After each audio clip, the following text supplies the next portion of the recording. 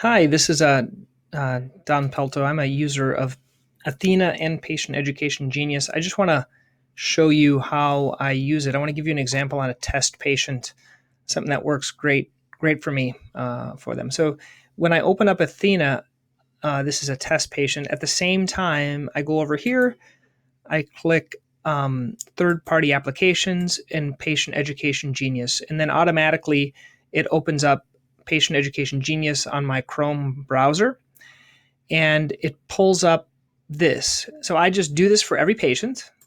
Then I will go back to my patient. I'll do the documentation that I need to do with my patient encounter.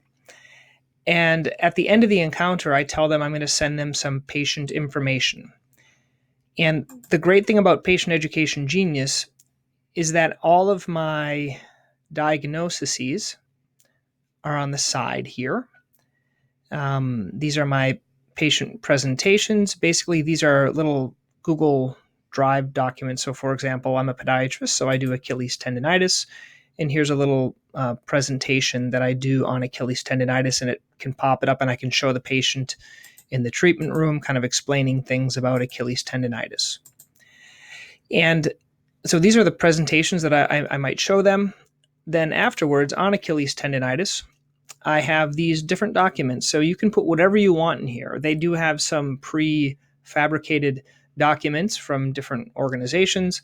What I put in here is I have recorded on my own certain videos. So there's a video of calf stretching exercises. I put it up on YouTube right here. So you'll see me talking about calf stretches right here. So I'm kind of going and talking about that. Here is some information about shockwave therapy. And this goes to our website where they can watch some videos about shockwave therapy, foam rolling.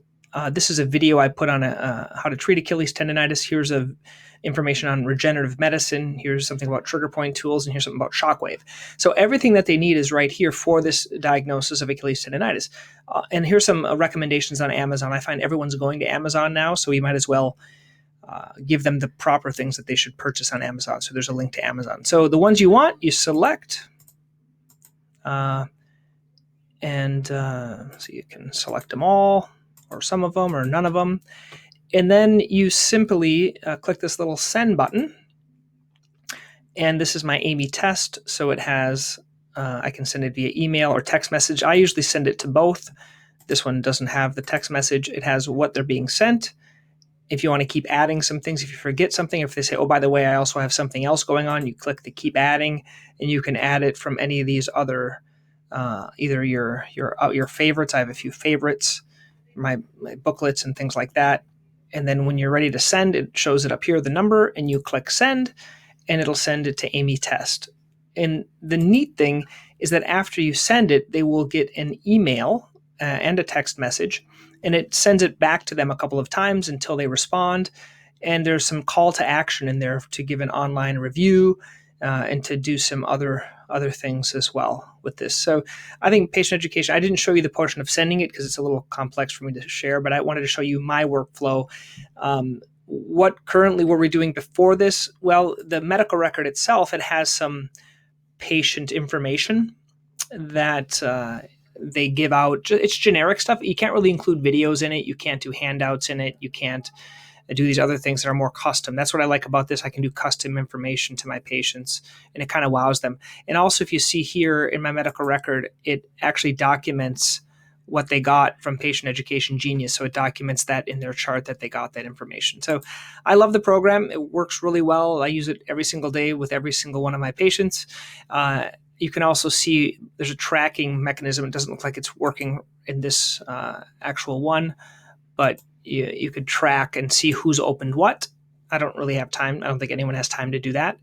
There is also a library, which is this right here. This is everything that I have. You can upload things. It's real easy to upload. You just hit this, either create a new folder if you have a new diagnosis. That's the best way I found, is put a diagnosis there. And then once I have all my diagnoses, then I can add the content, or actually Patient Education Genius had someone that helped me to upload those. And then I just click upload material. If I want, I put a title in here. If it's a file, I can choose the file. If it's a link, I can choose the link. And then I choose what folder I want it to be placed in. and really easy to upload. Only drawback here is you can't use the same name twice. That's the only kind of drawback, but that kind of makes sense because it'll get things confused. Okay. Be happy to answer any questions you might have about Patient Education Genius. My contact is available if you'd like that through them, or if you're watching this on my YouTube on the bottom of the video. Okay, thanks.